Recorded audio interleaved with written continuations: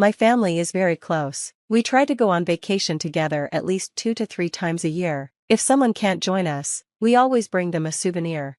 My name is Jenny, I'm 27 years old, and I live with my family. My dad is often busy with work, and my sister is married and lives on her own, so usually, it's just my mom and my grandfather at home. Lately, though, something seems off about my sister. Even when she visits, she looks sad. I asked her, "What's wrong, sis? You seem different lately," she replied. "I'm fine, really," but I noticed she hadn't smiled in a while. I wondered if something was wrong with her in-laws. She quickly got defensive and said, "No, everything is fine. Stop saying strange things." Then she lost her temper and left for her in-laws' house. She didn't seem happy about it. A few days later, my sister came back, looking very scared. I asked her, "What's wrong? You look terrified," she said. "I'm not terrified," but I could see she was shaking. "What happened?" I pressed her. She replied, "Oh, it's just a bit cold." I was really worried about her. Soon after, my sister's husband, Sean, came to our house. He seemed relieved to see her. "So, you're here. We were worried," he said. "Sorry for the trouble." She got a little homesick. "Let's go home." Rachel, my sister, left with him, but she looked desperate. I asked my mom, "Don't you think something is wrong with my sister?" Mom agreed, saying she noticed how scared Rachel looked when Sean arrived. We both worried that Rachel might be mistreated at her in-laws' house. One day, I decided to visit my sister's in-laws. Her mother-in-law, Layla, welcomed me at the door and said, "Oh my, it's been a while. Jenny, what brings you here?" I told her, "My sister has been acting strange, and I wanted to see if everything is okay." Layla replied, "Everything is fine here. There's nothing unusual." As we talked at the door, I heard a loud noise from inside the house. I asked, "What's happening? What's that noise?" Layla just said, "I don't know. I'm busy today. You should go home." I wanted to go inside, but she wouldn't let me. I tried to check on my sister, but I ended up being turned away. A few days later, something shocking happened. My sister came back home crying. "What's wrong, sis? Are you okay? What happened?" I asked my sister as she cried. She couldn't tell me what was wrong, and when I looked closely, I noticed bruises on her body. It seemed like Layla and Sean had hurt her. "This is awful. How could they do this?" I held my sister tightly, both of us crying together, but there was something even more troubling on her mind. "The baby, our baby," she said. My sister already had a child, but the baby was still very young and couldn't take care of himself. I noticed she hadn't brought the baby with her. "Where's the baby? What happened?" I asked. Through her tears, she replied, "They hurt our baby." "What do you mean they hurt him? What did they do?" I pressed her. "I've been putting up with Sean's abuse and my mother-in-law's unreasonable behavior for so long, but when I finally fought back, they threatened the baby." "That's horrible," I exclaimed. She had been enduring so much just to protect the baby, but then her voice trembled, and she couldn't speak anymore.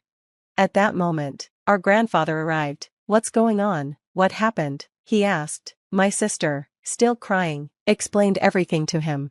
After hearing the story, Grandpa said only, "Huh." Then, he picked up the phone. "Who are you calling?" I asked, but he didn't answer. He just said, "We're going to their house." So, he took Mom, my sister, and me in the car and drove us to Layla and Sean's home. About 10 minutes later, we arrived. Layla greeted us and said, "What a surprise to see the whole family here." She acted like she didn't know anything was wrong. "I heard that you hurt my granddaughter and my great-grandchild," Grandpa said quietly. Layla just laughed and replied, "Who cares? It's not a big deal. It's all her fault anyway." She pointed at my sister. I was confused about what my sister could be blamed for. Layla said my sister had told Sean to eat less sausage because it wasn't healthy, but he ate it every day. "What's wrong with letting him eat what he likes?" my sister asked. "And you hurt my granddaughter over that?" Grandpa asked, upset. Layla dismissed it, saying, "You're making a fuss over nothing. It's ridiculous for you to come all the way here with your whole family. Are you all fools?" She laughed, showing no shame. Grandpa was quiet, but I could see he was really angry from the lines on his forehead. Just then, Sean, my sister's husband, showed up. "Hey, Rachel, you're finally back. Did you go to your parents again? I was worried about you," he said, but he didn't seem worried at all. "Why is the whole family here?" he asked. Grandpa replied, "We're here to take you down." "Take down? What's this old man talking about?" Sean replied, looking confused. Layla and Sean laughed, but then Grandpa started to laugh. 2. What are you laughing at? Sean asked angrily. Grandpa said, I was just thinking about what's going to happen to you soon. They should arrive any minute now. What are you talking about? Sean questioned. Just then, one car after another began to pull up and park in front of Layla and Sean's house. What's happening? I wondered aloud as people started getting out of the cars. Soon, a crowd surrounded the house. There must have been about 30 people. I recognized many of them. They were all my relatives. What on earth? Who are all these people? Why are so many here? I asked in shock. They're my family, Grandpa said. They heard my precious granddaughter had been mistreated and wanted to step in. Sean complained. You're crowding in front of our house like this. You're being a nuisance. Well then, let's go inside, Grandpa said. He led our relatives into the house, and despite Sean's protests, we followed him inside. In the living room, I saw my sister's baby crying. Oh no, his face is all swollen. My sister cried as she quickly picked him up. I was terrified to think they had been hurting the baby while my sister was away. Did you really hurt such a small child? I asked, concerned. Sean and Layla replied, that's not it. This was unavoidable. We didn't want to do this. Layla explained. The baby wouldn't stop crying, so we had no choice but to hit him. You don't hit a child just because they won't stop crying, I said, feeling furious. Layla and Sean were not thinking clearly. I can't forgive this. How dare you do this to my family? Some of our relatives are police officers, and we can report you for assault. Grandpa was angry as he spoke. Wait, you have police officers? But isn't this a civil matter? Sean asked, trying to defend himself. Not necessarily. If there's evidence of assault, it can become a police matter, Grandpa replied. He checked with our relatives, and they agreed. After what they did to my sister and the baby, I won't be satisfied until they're taken away by the police. But Layla and Sean kept making weak excuses. There's no need to push this hard. We just need to make sure this doesn't happen again, Layla said, her voice shaking. It seemed she realized how serious this was. Rachel, say something, Sean pleaded. We didn't do anything wrong, did we? It was just a little rough handling. My sister stayed quiet and looked down. Hey, say something, Rachel, we're married, right? Help me out here, Sean yelled.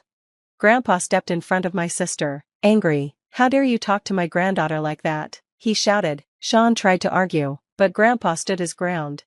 Enough is enough, by your logic. No matter how much you hurt Rachel, we can't intervene because we're not family. How can we just stand by? Grandpa's rage was strong, and Sean looked scared and started to cry. Wait just a minute, you barged into our house, isn't that trespassing? If I call the police, won't you get arrested? Sean shouted. We're willing to face any punishment for that, Grandpa said firmly, but you need to understand that what you're doing is much worse than trespassing. Wait, what are you saying? Layla started to cry. Suddenly, Layla charged into the crowd of relatives. What do you think you're doing? She shouted. As Grandpa tried to stop her, Layla lunged at my sister. What were you thinking? Calling all these people? You're causing us problems. Go home now. Layla shook my sister by the shoulders. Fix this right now. Stop it. Let go, my sister cried. Grandpa pulled Layla away forcefully. Wow, throwing a fragile woman like that? How cruel. Layla tried to provoke him, but Grandpa didn't back down. The problem is you attacking Rachel just now. It's not my fault. We were living peacefully, and then this happens because of her, Layla exclaimed. You might have been living in peace, but Rachel wasn't. It seems you've been very cruel to her, even to your own grandchild. How can you be so shameless? Grandpa said. I'm not being shameless, I'm just stating the facts, Layla argued. Rachel, say something. You've been silent this whole time. This is all your fault, Layla shouted at my sister. Finally, my sister looked up and spoke. Mother-in-law, I don't want to live in this house anymore. What are you talking about? Layla replied, confused. You and Sean have always treated me terribly. I never thought my marriage would be like this. I want a divorce. A divorce? Layla exclaimed in shock. My sister must have been holding back her feelings for a long time to protect her child, but with the support of Grandpa and Mom, she found the courage to declare her decision with determination in her eyes. Don't joke around. I'll never agree to a divorce. You're going to live as my servant forever, Sean yelled back. No way, I'm not your tool, and I won't let you control me, my sister shot back. Grandpa was impressed by her strong stance. You're definitely my granddaughter. When you decide to act, you really act, he said. This isn't the time for this conversation. I won't allow a divorce. I need a servant too. If you're saying you'll divorce, then you need to pay Sean compensation. Why would I owe any compensation? My sister asked, confused. Of course you owe us. You've been a pain in the neck for Sean all this while. You owe us a few $1,000,000 in damages, Layla said. Hold on, that's out of line. Grandpa jumped back into the conversation. You've been the problem. You've treated Rachel and my great-granddaughter horribly. You should be the ones paying damages in the divorce. What? There's no way we're paying that. Besides, we don't have that kind of money, Sean protested. I won't accept any excuses. You'll pay, even in installments. We have lawyers in the family, so don't think you can just run away, Grandpa insisted. What, you even have lawyers? Sean sounded worried. Mom, what are we going to do? Should we apologize? Layla asked. What are you talking about? We don't even know if an apology will be accepted, my mom replied. But if the company finds out we're getting divorced, it will become awkward at work, Layla worried. Work? Grandpa seemed to remember something when he heard that. Come to think of it, I think I've heard of Rachel's husband's company somewhere. I remember now. Do you work for the company run by my relatives? What, you have relatives there too? Layla asked, shocked. There are plenty of punishments waiting for you, but trespassing isn't the worst of your crimes, Grandpa said. We'll need to address that first. Fired? Not just divorced, but fired? Don't joke around. I absolutely won't allow that, Sean shouted. Do you think saying you don't want to get fired will let you off the hook? Reflect on what you've done, Grandpa said firmly. Mom, do something, I'm going to get fired, Sean cried out. You people, this is outrageous. It's unfair to pile all this on us, Layla complained. Who was the one doing outrageous things first? I've only been protecting my adorable granddaughter. Grandpa's eyes were stern as he glared at Layla and Sean. They looked so frightened they couldn't even respond. Let's end this conversation here. Rachel, you can rest easy. Our relatives will handle the rest. Thank you, Grandpa, my sister said as they were leaving her in-laws' house. But Layla and Sean started crying out in despair. Wait, we were wrong. Please don't go through with the divorce. I'm begging you, Sean shouted desperately. But my sister didn't look back. She got into Grandpa's car, and they drove away. You should give up. Everything that's happened is your own doing, Layla yelled after them. Why did this have to happen? It's all Mom's fault, Sean complained. I'm not the one at fault here. You are, my mom shot back. Sean and Layla continued arguing until they were out of sight.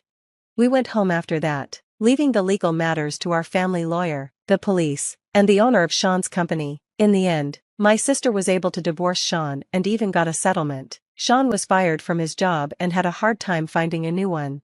Finally, my sister was free, and she couldn't help but cry tears of joy.